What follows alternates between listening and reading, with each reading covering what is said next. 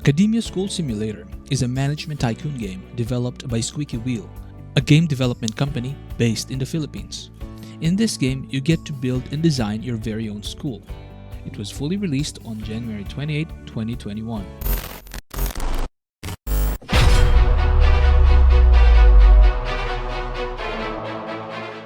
When I first saw this game, the first thing that popped in my mind was Prison Architect. Now, upon digging deeper, it turns out that the art director of Squeaky Wheel, the developer of this game, did in fact make artwork for Prison Architect. I very much approve of this type of artwork and graphics for scene tycoon games like Prison Architect and Academia School Simulator. It just fits perfectly. I can clearly see and navigate any activity around the map with this type of art style. You'll be customizing your school's logo before starting a new game. You get to choose what type of uniform your students wear or customize the look of your principal.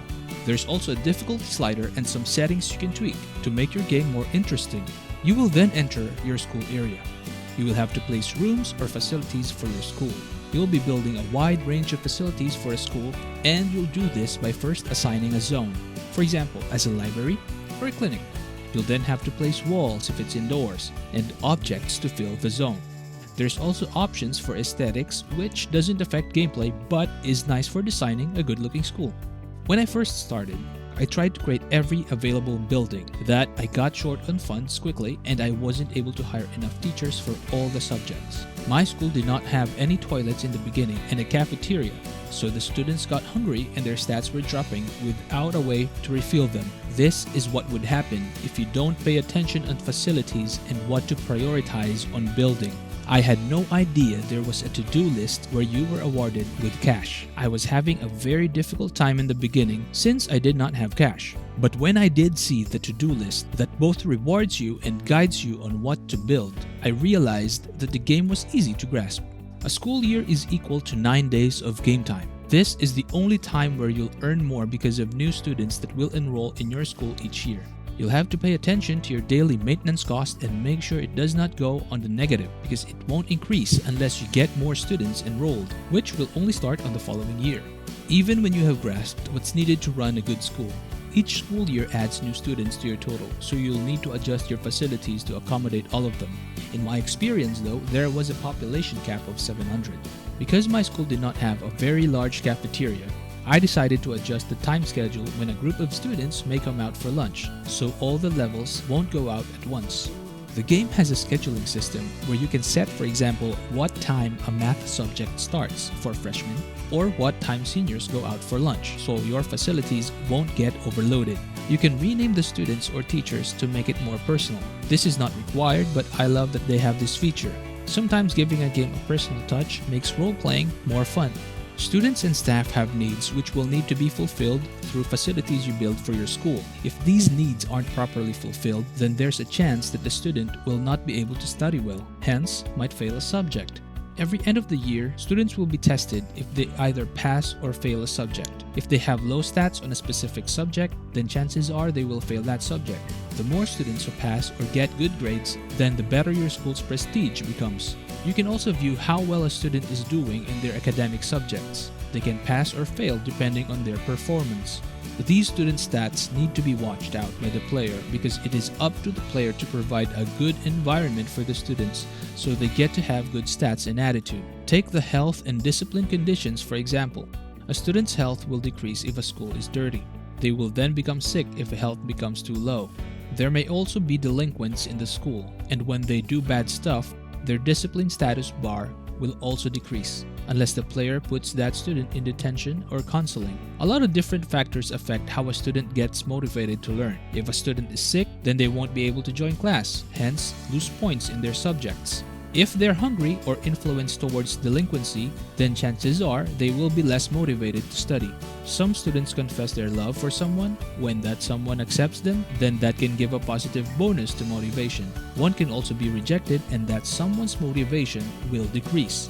You need to keep track of these things because of the end of the year evaluation. Your goal is to become the best school in the rankings, and to increase in rank, your school must be prestigious. If you don't discipline your delinquents, then you better watch out for even more problems they may cause, like bullying others or spreading dirt all over school. Hiring good teachers is also an important factor for student learning. Teachers have stats for how proficient they teach on a subject, and their salaries also vary. You can also unlock teacher learning later on to improve their stats.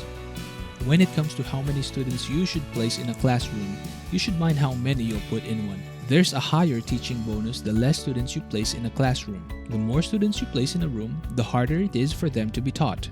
You hire other workers such as janitors, nurses, cooks, and their daily maintenance costs are also things to consider. Not to mention, there are electricity bills and water bills depending on how many facilities use it.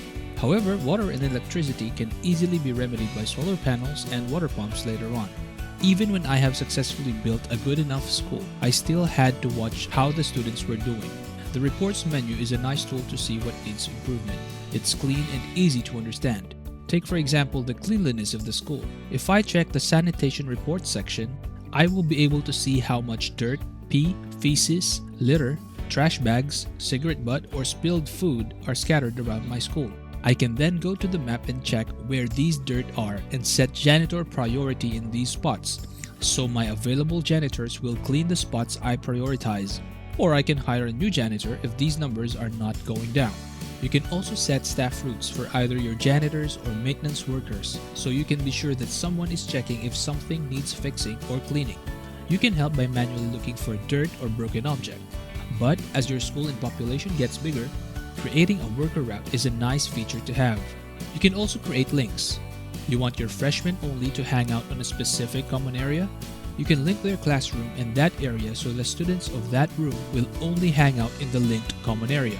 Game modes include a sandbox mode, challenge or scenario mode, and the normal game mode. Personally, I prefer the normal game mode because I like to build my school from scratch, but at the same time, managing your funds in this game makes playing it less boring. And when you've properly set up all these automation, that speed up time button will be used a lot. You'll only check from time to time what students think about your school in the reports menu, and then tweak a few stuff that needs tweaking. At later sessions, when I have everything up and running smoothly with good staff routing, I mainly fast speed the game up to the point where there was rarely anything to do anymore. Creating a new game and trying out different school layouts and design can be entertaining, but when you hit a certain point where you'll mostly fast speed the game and let your workers do your work for you, then the game can get repetitive. Academia School Simulator is a good game, but it lacks depth. I kinda wanna see students doing more random stuff, and their traits actually shows on how they act. If they did, I didn't notice. The game just follows the same process every new game, which can get repetitive. It's a good game with a lot of room for improvement. Still, I did have fun designing a top-down school, balancing funds, making sure my school is always clean, students are well fed and healthy, or they stay motivated to learn. It was fun while I was planning my layout, designing, and even panicking when I didn't have enough teachers or seats for new students. With all that said, I give Academia School Simulator a 7 out of 10.